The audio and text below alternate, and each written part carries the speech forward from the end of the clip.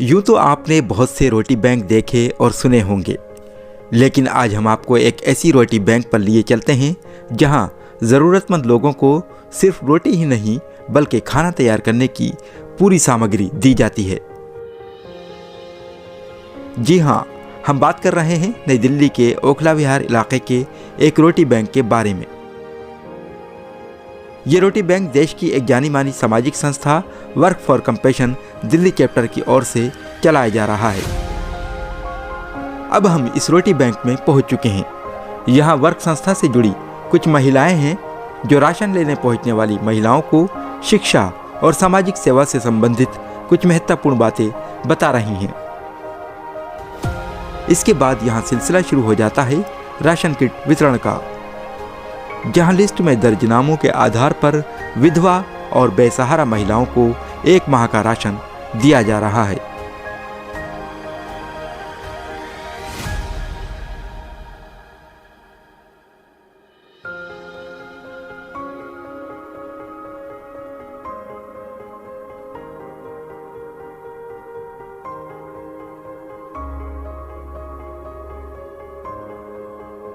हमारा ये जो रोटी बैंक है ओखला विहार में, यहाँ पर जो है हमारे राशन किट की डिस्ट्रीब्यूशन हुई जो ज़रूरतमंदों के लिए हुई थी, और ख़ास तौर से उन लेडीज़ की हुई थी जिनके शौहर नहीं हैं।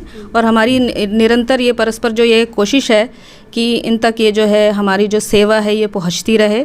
और मैं अपील करूँगी सभी लोगों से, सभी मनुष्य से, सभी लोगों से जो यहाँ पे भी हैं और आसपास भी हैं, जहाँ तक मेरी आवाज़ पहुँच रही है, वो लोग जो है इसमें जो है निरंतर जो है कोशिश करते रहिए। अपनी तरफ भी ऐसे रोटी बैंक्स खोलिए जहाँ पर ज़रूरतमंदों की जो है कमी को हम पूरा कर सके। जितनी हमारी जो है हमारी कैपेबिलिटी है उसके अनुसार हम करते रहें, चाहे हम थोड़े से ही शुरू करें। वहीं वर्क संस्था से जुड़ी महविश कहती हैं कि महिलाएं समाज की रीढ़ की हड्डी होती हैं। समाज उन्हीं से बेहतर बनता है। अपनी ही जैसी महिलाओं की ज़रूरतों का ख्याल रखना भी हमारा कर्तव्य है।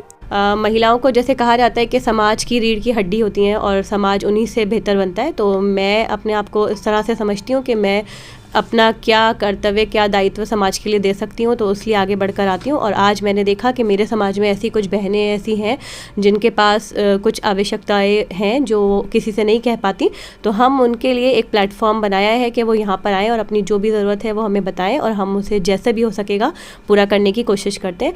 चाहे उनको हमारे मॉरल सपोर्ट की ज़रूरत हो या उन्हें हमारे फाइनेंशियल सपोर्ट की ज़रूरत हो, हम हमेशा उनके लिए तत्पर हैं और उनके साथ खड़े हैं। राशन पाकर महिलाएं काफ़ी खुश हैं और वर्क संस्था के इस कार्य का आभार इस तरह से व्यक्त कर रही हैं।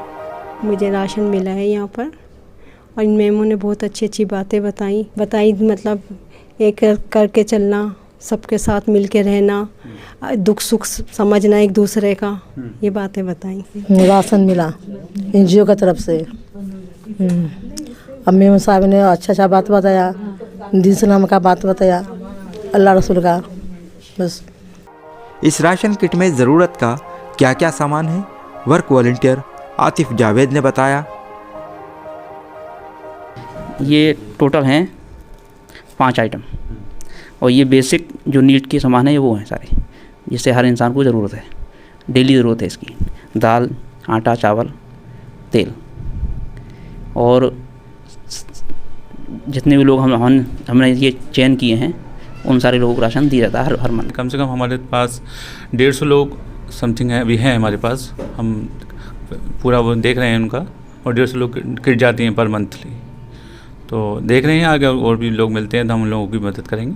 World organisations of religions and knowledge नामी ये संस्था इस कार्य को क्यों कर रही है, इस बारे में जानकारी देते हुए वर्क के मुबशिर हुसैन ने बताया कि हमारी संस्था का स्लोगन है कि जब सतयुग शुरू होगा तो भारत विश्व गुरु होगा, और भारत विश्व गुरु तभी बन सकता है जब भारत में बसने वाला कोई भी व्यक्ति भूखा ना सोए।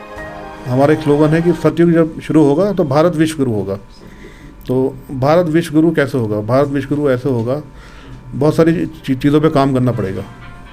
उसमें सबसे अहम चीज़ है कि कोई यहाँ पर भूखा ना रहे, यहाँ पे सबको जो है भरपेट खाना मिले। अब जैसे कि रिपोर्ट्स आती है हमारे पास कि हंगर इंडेक्स बहुत नीचे आ गया है, और कई जो लोग हैं वो उनको अपने रात का नहीं पता होता खाएंगे नहीं खाएंगे। तो जब तक हमारा जो है ये इम्प्रूव नहीं होगा हंगर इंडेक्स, जब तक सब लोग पेट भर के खाना ना खाएं, जब तक हम जो है विश्व गुरु बन नहीं सकते। तो एक ये भी हमारे जो स्लोगन है हमारा, इस पे हम काम कर रहे हैं। इसलिए हम पूरी कोशिश कर रहे हैं कि जो है इस तरह के रोटी घर जगह जगह खुले और रोटी घर, जनता रसोई, इस तरह की चीज़ें जो है खुलें, ताकि जो है ये जो भूख मरीज है ये ख़त्म हो। एनजीटीवी के लिए नई दिल्ली के ओखला विहार से अब्दुल कलाम की खास report. NGTV, the voice of common people।